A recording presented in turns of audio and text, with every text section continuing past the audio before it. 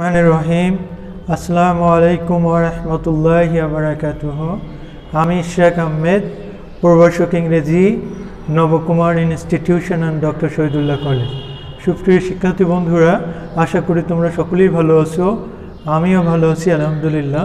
তোমাদের সাথে আজ আমার আলোচনার বিষয় ট্রান্সফরমেশন অফ সেন্টেন্স এর simple, complex and compound part 3, relative pronoun. তো সুপ্রিয় শিক্ষার্থী বন্ধুরা, দেখো এক্ষেত্রে যখন পরীক্ষায় আসা কোনো প্রশ্ন উপরোক্ত ছকের কোনো রুলে পড়বে না, অর্থাৎ পার্ট 1 এবং পার্ট 2-এ যে রুলসগুলো নিয়ে আলোচনা করা হয়েছে, তখন সেখানে রিলেটিভ প্রোনাউন যথা হু, হুইচ, দ্যাট, হোয়েন ও হোয়ার ব্যবহার করে সিম্পল টু কমপ্লেক্স এবং কমপ্লেক্স টু সিম্পল করতে হবে। তো সুপ্রিয় শিক্ষার্থী বন্ধুরা, এখন আমি তোমাদেরকে কতগুলি স্ট্রাকচার দেখাবো, যার মাধ্যমে রিলেটিভ প্রোনাউন ব্যবহার করে অত্যন্ত সহজে একটা বেস্ট ওয়েতে তোমরা সিম্পল থেকে কমপ্লেক্স এবং কমপ্লেক্স থেকে সিম্পল করতে পারবা। তো চলো বিষয়টি নিয়ে আলোচনা করা যাক। ফার্স্ট দেখো, structure number 1, it is oblique was dot dot who. ব্যক্তির ক্ষেত্রে আমরা হু বসে দিব।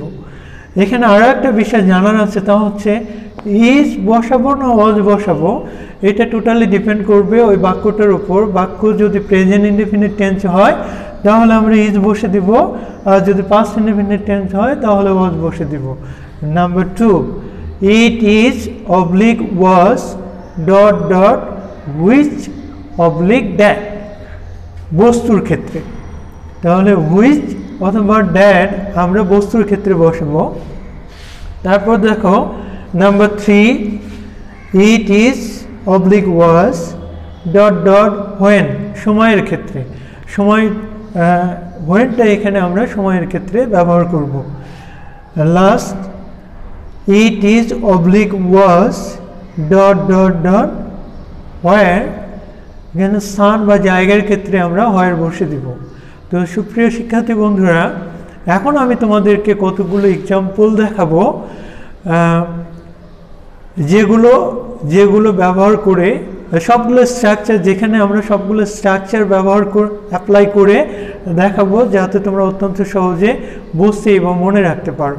আমি আবার বলছি, এখানে আমি কতগুলো এক্সাম্পলস দেখাবো যেখানে সবগুলো স্ট্রাকচার অ্যাপ্লাই করে দেখাবো, যাতে তোমরা অত্যন্ত সহজে বুঝতে এবং মনে রাখতে পারো। তো সুপ্রিয় শিক্ষার্থী বন্ধুরা, দেখো এক্সাম্পলগুলো দেখা যায়। Example, simple, my sister is a brilliant student, simple sentence. তারপর কমপ্লেক্স যখন আমরা করব, তোমাদের আমি আগে বলেছি, তাহলে প্রথমে আমরা দেখো মাই সিস্টার ইজ, এটা কিন্তু প্রেজেন্ট ইনডেফিনিট টেন্স, সেই জন্য প্রথমে আমরা কি নিব, ইট ইজ আমরা প্রথমে নিয়ে নিব। তারপরে দেখো এই যে সাবজেক্ট কার সম্পর্কে বলা হয়েছে, মাই সিস্টার, তাহলে ইট ইজ মাই সিস্টার, তারপরে আমরা হু বসে দিব। তোমরা জানো ব্যক্তির ক্ষেত্রে হু হয়, আর এটার যেহেতু রিলেটিভ প্রোনাউন, এর অ্যান্টিসিডেন্টকে নির্দেশ করে। অ্যান্টিসিডেন্ট অর্থ ওই রিলেটিভ প্রোনাউনের পূর্বেই যে ওয়ার্ডটা থাকবে, ওই নাউনটাকে সবসময়, নাউন বা প্রোনাউন যাই থাক না কেন, সেটাকে নির্দেশ করবে। দেখো হু এর সামনে কিন্তু মাই সিস্টার আছে, তো এখানে ডট ডট এর জায়গায় প্রথমে আমরা ইট ইজ নিব, এখান থেকে ইট ইজ নিব, তারপর ডট ডট এর জায়গায় এই যে মাই সিস্টার বসে দিব। তারপরে দেখো একটা ব্যক্তির ক্ষেত্রে আমরা কি বসাতে পারি, হু, এখানে আমরা হু বসে দিব। তারপরে দেখো যা আছে আমরা লিখব, ইজ আ ব্রিলিয়ান্ট স্টুডেন্ট। কি বাকি থাকলো এখান থেকে এই পর্যন্ত পুরোটা বাকি থাকলো, এখান থেকে আমরা লিখব ইজ আ ব্রিলিয়ান্ট স্টুডেন্ট। তারপরে দেখো যেহেতু এটা সিম্পল থেকে কমপ্লেক্স করার সময় প্রথমে আমরা ইট ইজ বসে দিলাম, যেহেতু প্রেজেন্ট ইনডেফিনিট টেন্স, তারপর সাবজেক্ট মাই সিস্টার, ব্যক্তিবাচক সাবজেক্ট, তারপর হু বসে দিব, তারপর বাকি যে অংশটুকু থাকবে এটা আমরা পুরোটা বসে দিব। এখন প্রশ্ন হলো, যদি আমরা এখন কমপ্লেক্স থেকে সিম্পল করতে চাই তাহলে কি হবে? দেখো আমরা যা বসে দিয়েছি, আমরা ইট ইজ বসে দিয়েছি, তারপরে হু বসে দিয়েছি। এই দুইটা জিনিস যদি আমরা উঠে দেই তাহলে কি হবে দেখো তো, my sister is a brilliant student. তাহলে আমরা সহজেই সিম্পল করতে পারবো। আশা করি তোমরা বুঝতে পেরেছো যে প্রথমে আমরা যে কাজটা করব সেটা হচ্ছে টেন্স অনুযায়ী ইট ইজ নিব, তারপর ব্যক্তিবাচক যে সাবজেক্টটা থাকবে সেটা নিব, তার জন্য একটা রিলেটিভ প্রোনাউন হু নিব, আর বাকি যে অংশটুকু থাকবে সেটা আমরা অপরিবর্তিত অবস্থায় বসে দেব, তাহলে হয়ে যাবে। তারপরে এক্সাম্পলটা দেখো, হেলথ ইজ ওয়েলথ। দেখো হেলথ স্বাস্থ্যই সম্পদ, হেলথ ইজ ওয়েলথ এর অর্থ হচ্ছে হেলথ হচ্ছে স্বাস্থ্য, ওয়েলথ হচ্ছে সম্পদ। তাহলে এই পুরো কথাটার হচ্ছে স্বাস্থ্যই সম্পদ। যদি এইরকম কোনো বাক্য হয় তাহলে কি হবে? আর তোমরা এইও জানো যে কমপ্লেক্স সেন্টেন্স হতে গেলে সেটা অবশ্যই দুইটা সাবজেক্ট থাকতে হবে। তো প্রথমে আমরা কি নিব? ইট ইজ নিব, কারণ এখানে ইজ আছে। তারপরে সাবজেক্টটা কি হচ্ছে? হেলথ। হেলথ ব্যক্তি না বস্তু? অবশ্যই বস্তু। তার জন্য আমরা হুইসও নিতে পারি, আবার ড্যাটও ব্যবহার করতে পারি। তারপরে কি থাকে? Is wealth. তো সুপ্রিয় শিক্ষার্থী বন্ধুরা, আশা করি তোমরা বুঝতে পেরেছো। এখন যদি আমরা কমপ্লেক্স থেকে সিম্পল করি, এই অংশটুকু উঠে দিব, আবার এই অংশটুকু উঠে দিলেই তাহলে যা ব্যবহার করেছি সেটুকুই যদি আমরা উঠে দিই তাহলেই কিন্তু সেটা সিম্পল হয়ে যাবে। আর এই ধরনের বাক্যগুলো কিন্তু তোমাদের পরীক্ষায় আসে আর তোমরা ভুল করে থাকো। পরেরটা দেখো, নলেজ ইজ পাওয়ার। জ্ঞানই শক্তি। তাহলে দেখো প্রথমে আমরা ইট ইজ ব্যবহার করব, কারণ এখানে ইজ আছে। তারপরে এই নলেজটাকে নিব, যেহেতু এখানে আমরা হেলথটাকে নিয়েছি। তারপরে দেখো নলেজ কি ব্যক্তি না বস্তু? অবশ্যই বস্তুবাচক, সেজন্য হুইচ অথবা ড্যাট যে কোনো একটা আমরা ব্যবহার করতে পারি। তারপরে কি থাকে? এই ইজ পাওয়ার, এখানে আমি ইজ পাওয়ারটা বসে দেব। দেন দেখো, ইন 1971 বাংলাদেশ অ্যাচিভ ইন্ডিপেন্ডেন্স। 1971 সালে বাংলাদেশ স্বাধীনতা অর্জন করেছিল। এটা কোন টেন্স? Past tense. আর তোমরা জানো যে কমপ্লেক্স সেন্টেন্সে দুইটা সাবজেক্ট থাকতে হয়। যেমন এখানে এটুকু একটা সাবজেক্ট, এখানে ইট একটা সাবজেক্ট। তাহলে এখানে দেখো এইটুকুকে একটা বাক্যে পরিণত করতে হবে। সেজন্য কি করব? যেহেতু পাস্ট টেন্স, ইট ওয়াজ 1971, এই 1971 আমরা এখানে বসে দেব। তাহলে সময়ের ক্ষেত্রে কি ব্যবহার হয়? ওয়েন ব্যবহার হয়। তারপরে বাকি যে অংশটুকু থাকবে আমরা অপরিবর্তিত অবস্থায় বসে দেব। তাহলে কি হবে? Bangladesh achieve independence. It was 1971, এটা ছিল 1971 সাল। যখন হয় মানে যখন বাংলাদেশ অ্যাচিভ ইন্ডিপেন্ডেন্স, বাংলাদেশ স্বাধীনতা অর্জন করেছিল। তারপরে দেখো, we want to go to Sajek for spending our vacation. তাহলে আমরা দেখো we want to go to Sajek, এখানে সাজেকটা একটা জায়গার নাম, ফর স্পেন্ডিং আওয়ার ভ্যাকেশন।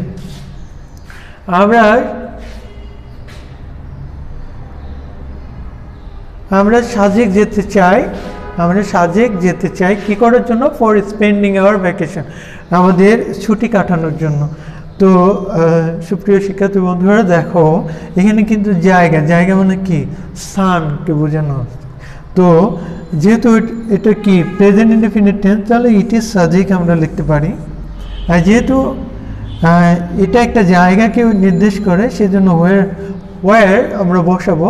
তারপরে বাকি অংশ কি থাকে বলো? উই ওয়ান্ট টু গো। এই টু সাবজেক্টের জন্য আমরা এখানে বসে দিয়েছি। তাহলে থাকে কি এখানে? উই ওয়ান্ট টু গো, তারপরে কি থাকে? For spending our vacation. দেখো আমি তাই লিখেছি, we want to go for spending our vacation. তো সুপ্রিয় শিক্ষার্থী বন্ধুরা, এখন যদি আমরা কমপ্লেক্স থেকে সিম্পল করতে চাই তাহলে কিন্তু যা বসে দিয়েছি মানে ইট ইজ এবং ওয়ার্ডটা যদি উঠে দেই তাহলে সেটা সিম্পল হয়ে যাবে। আবার এই অংশগুলোকে যদি উঠে দেই আবার সেটা সিম্পল হয়ে যাবে। এই ধরনের জিনিসগুলো তোমাদের পরীক্ষায় বেশি বেশি থাকে। আর একটা জিনিস সেটা হলো দেখো তোমাদের যেমন আরেকটা রিলেটিভ প্রোনাউন আমি এখনো বলিনি, সেটা হচ্ছে হোয়াট এর ব্যবহার।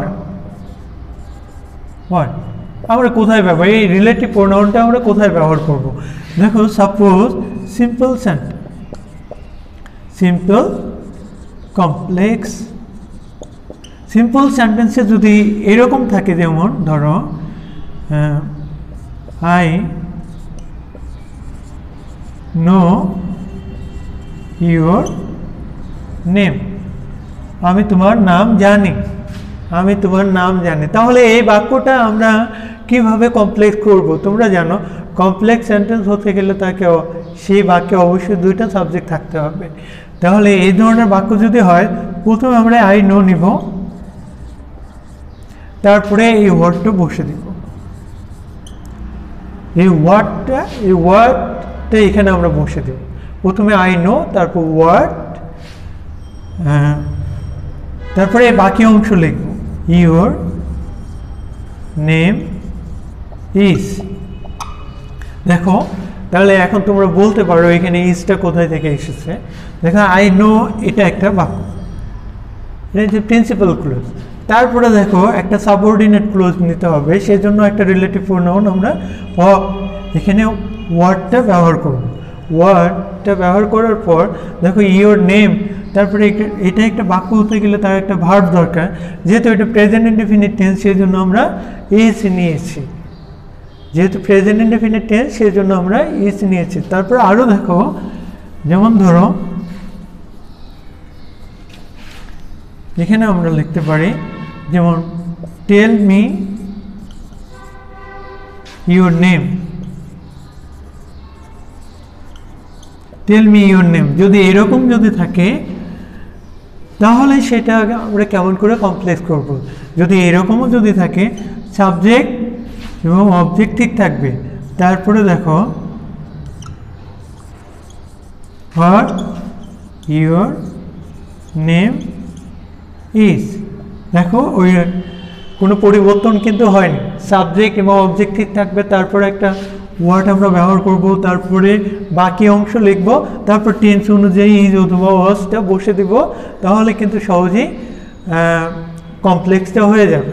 আরও দেখো যদি তোমাদের কোয়েশ্চেনে এইরকম থাকে, যেমন ধরো surely, certainly,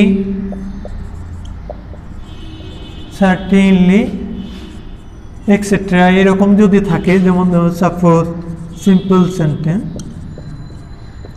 complex.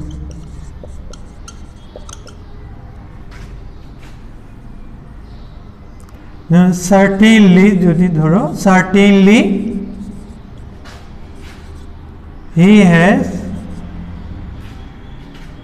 Has done ইট। যদি এইরকম বাক্য থাকে তাহলে আমরা সেটাকে কমপ্লেক্স করব কি করে? যদি এই ধরনের দেখো এটা একটা পরিপূর্ণ একটা বাক্য, এখানে একটা ওয়ার্ড দেওয়া আছে অনলি সার্টেনলি। যদি এইরকম কোনো বাক্য থাকে তাহলে সেই বাক্যটাকে আমরা কিভাবে কমপ্লেক্স করব? সুপ্রিয় শিক্ষার্থী বন্ধুরা, তোমরা এখানে একটা জিনিস খেয়াল করবে যে আমি বারবার বলছি যে কমপ্লেক্স সেন্টেন্স হতে গেলে ওই বাক্যটাতে কমপক্ষে দুইটা সাবজেক্ট থাকতেই হবে। তাহলে এইটুকুকে যদি আমি একটা বাক্যে পরিণত করি তাহলে কি হবে? দেখো it is certain, it is certain. তারপরে আমরা ড্যাড বসাবো, ড্যাড, তারপরে যা আছে তাই লিখবো হি হ্যাজ ডান ইট। তো এই ছিল তোমাদের সিম্পল, কমপ্লেক্স এবং কম্পাউন্ডের একটা সরল একটা উপস্থাপনা। আই হোপ তোমরা খুব ভালো করে বুঝতে পেরেছো। তোমাদের পার্ট 1, পার্ট 2 এবং পার্ট 3 ভাষায় যদি তোমরা সুন্দর করে ক্লাসগুলো দেখো, আমার মনে হয় না তোমাদের এখানে আর কোনো প্রবলেম থাকবে। পরীক্ষায় যেখান থেকে কোশ্চেন করা হোক না কেন, এগুলো যদি তোমাদের আয়ত্তে থাকে আর তোমরা ভালো করে স্টাডি করো ভাষায়, আই হোপ তোমরা ভালো করতে পারবে, ইনশাল্লাহ কোনো সমস্যা হবে না। তো পরবর্তী ক্লাস চেঞ্জিং সেন্টেন্সের উপর একটা বোর্ড কোশ্চেন তোমাদেরকে আমি প্র্যাকটিস করে দেখাবো, একটা বেস্ট ওয়েতে প্র্যাকটিস করে দেখাবো যাতে তোমাদের কাছে অত্যন্ত সহজ হয়ে যায় বিষয়টা। সে পর্যন্ত তোমরা ভালো থাকো, সুস্থ থাকো। আল্লাহ হাফেজ।